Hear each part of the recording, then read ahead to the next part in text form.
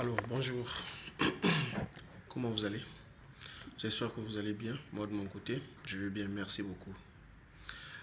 Ça me fait plaisir de revenir encore une fois de plus devant vous pour vous expliciter ma joie.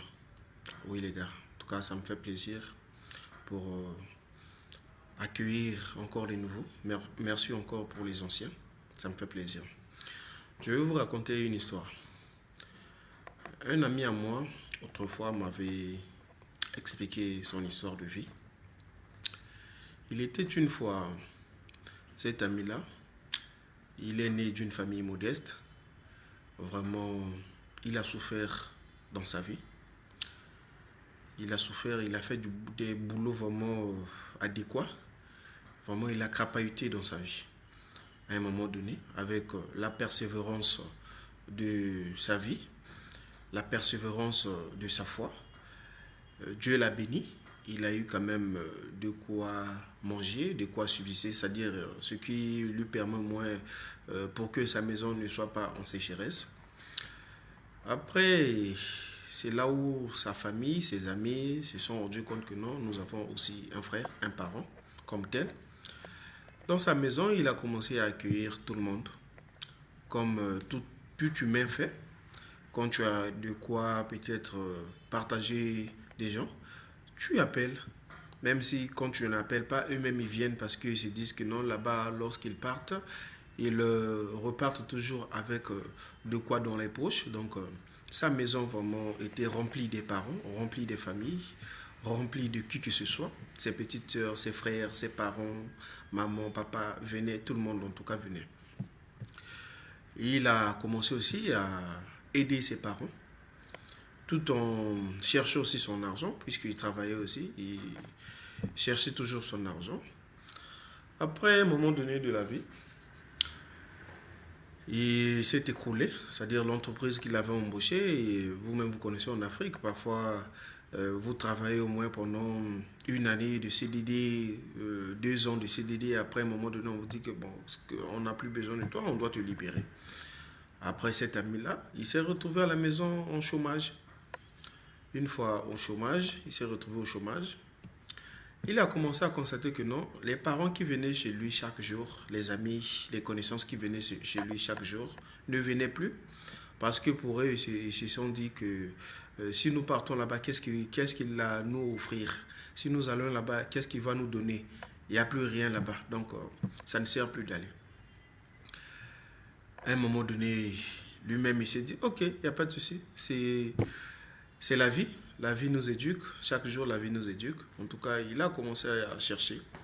Il était en train de louer. Mais malheureusement, il n'a pas baissé la tête. Il était toujours la tête haute. Bien qu'il avait ses petits besoins ou ses petits boulots. Il faisait peut-être pour subsister à sa famille, pour payer au moins la maison. Il a commencé toujours à se battre.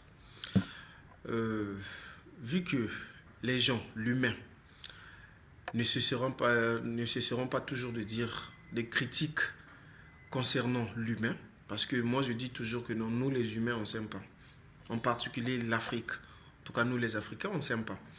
Sa famille, sa propre famille a commencé à dire que non, est-ce que son argent là, est-ce que vraiment c'était des bons argent, est-ce que vraiment il n'a pas intégré des loges, est-ce que vraiment il n'est pas dans la franc-maçonnerie, est-ce que sa voiture qu'il avait achetée là, même sa propre maman, vu qu'elle était bergère, elle voyait un peu des choses. Bon, moi, j'appelle ça, ce sont leurs trucs bizarres. Sa propre maman, c'est-à-dire la grande sœur à sa maman, a commencé à dire est-ce que la voiture qu'il avait achetée là, parmi ces enfants-là, moi je vois que c'est lui qui est allé intégrer la formation, c'est lui qui est allé intégrer le loge. Donc, l'argent qu'il a là, je ne suis pas sûr que vraiment l'argent là était vraiment de bon argent. Voilà pourquoi il est tombé, voilà pourquoi il s'est écroulé. Il a écouté ça. Il s'est dit, ok, il n'y a pas de souci. Jusqu'à présent, il est en train de se battre. Donc, c'était juste une leçon, les amis. Parfois dans la vie, il faut dire non. Oui, les gars. Parfois dans la vie, il est important de dire non. Surtout lorsque vous connaissez que cela ne va vous apporter rien c'est-à-dire rien de bénéfique. Même si c'est personnel, mais ça va vous porter rien. Ça va vous apporter rien. Il faut parfois dire non.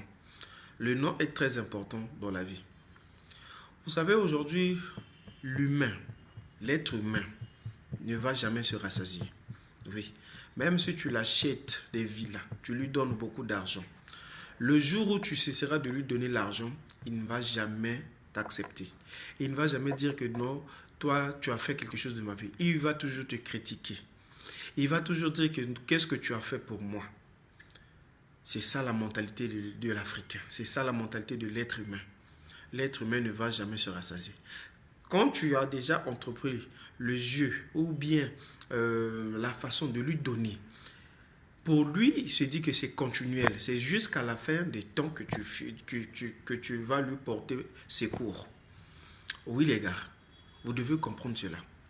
Mais il est important parfois de dire non. Je ne dis pas que non, c'est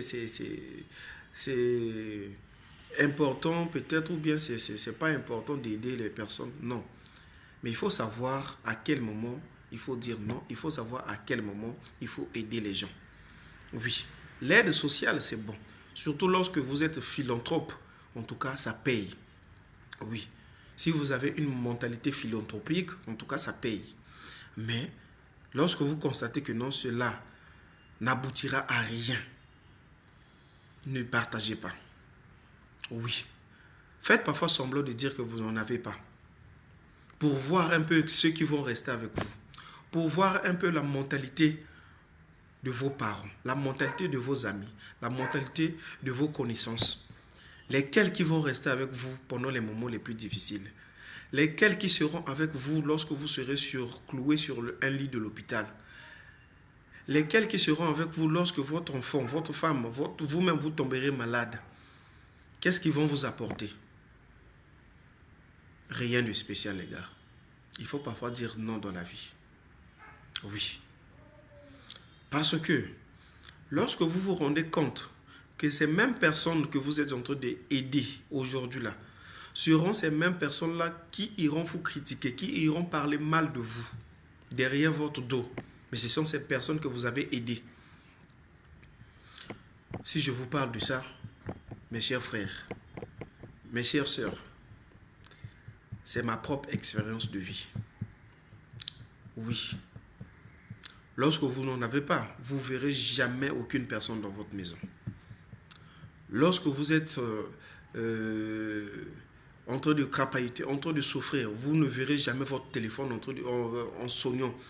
Vous ne verrez jamais votre téléphone sonner en disant que non, j'ai besoin de ceci, j'ai besoin de cela. Non les gars.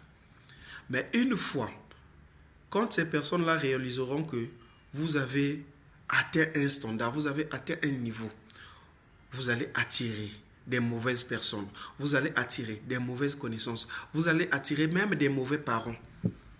Ceux qui, au préalable, n'étaient pas vos parents, mais ils vont prétendre être vos parents parce que vous avez ça. Parce que vous avez de quoi leur procurer, de quoi manger. Oui les gars, parfois dans la vie, il faut faire semblant, c'est comme si vous n'en avez pas. Et il est aussi évident de ne pas aussi exposer vos exploits, de ne pas aussi exposer aussi vos réussites. Tout le monde n'est pas censé savoir que vous êtes en train de travailler en ce moment. Et tout le monde aussi n'est pas censé savoir que vous êtes en train de crapahuter, vous êtes en train de souffrir en ce moment. Restez dans votre coin. Crapahuter seul, vivez votre vie seul.